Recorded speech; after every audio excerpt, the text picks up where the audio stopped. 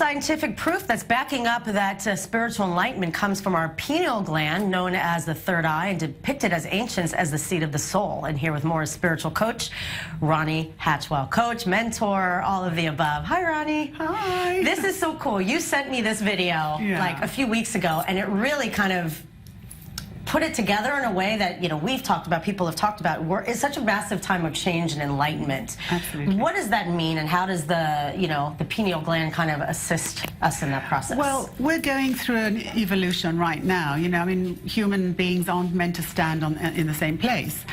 But we were being used to using our five senses up till now, and it's very limiting because, we see, we smell, we hear, but what?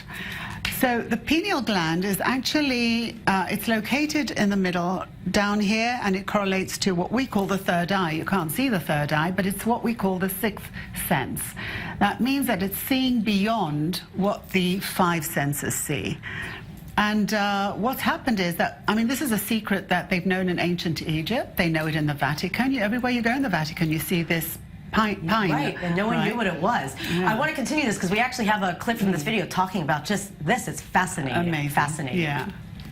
Many ancient esoteric traditions and mystical schools knew of the potential of the pineal. The ancient Greeks believed it to be our connection to the realms of thought. Buddhists know it as a symbol of spiritual awakening. In Hinduism, the pineal connects with the third eye chakra, the seat of intuition and clairvoyance. Jesus proclaimed that the eye is the lamp of the body, so then if your eye is clear, your whole body will be full of light. If Ronny Descartes is right, and the pineal gland is indeed the seat of the human soul, then these traditions are correct in believing that it serves as the connecting link between the physical and spiritual worlds. Fascinating. Amazing. It's fascinating. And why has science, like Western science, had such a hard time kind of saying, okay, there's something to this?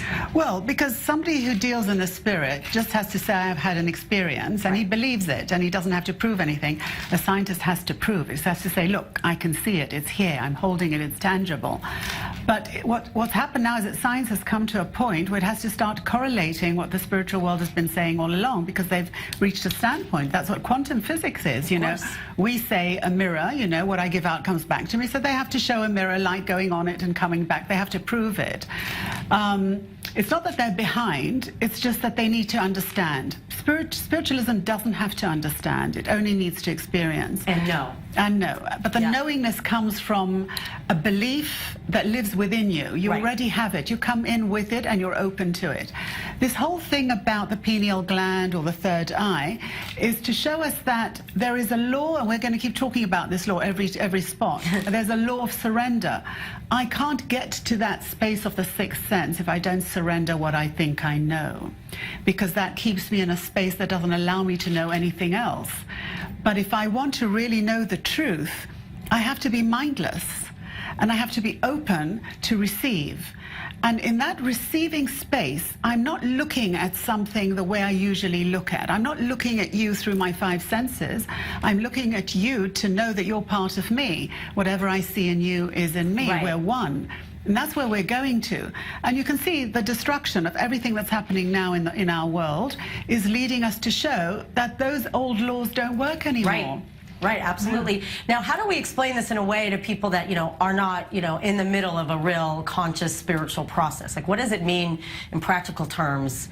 Like, how can people, access it in a way that, novices in this process, so to speak? Well, the first thing somebody has to ask himself is what I really want in life. Because we all want to be happy. Right? And everything that we do in our lives is to receive a feeling. We actually pay a lot of money to receive a feeling. We want to buy a new car because we want to receive a feeling. But guess what happens? After you have that thing that you bought, you want the next thing. So it's the happiness that you want. What if you could feel that before you actually go and do something? So now the reason is that we can is because it actually is in me, because nobody puts a feeling in me, it takes it out of me. So the reason is that if I get to that space where I'm willing to be happy just because I can, I open that chakra. Now I can start receiving. And then it's about trusting what your intuition is telling you and getting your brain being like, what is this?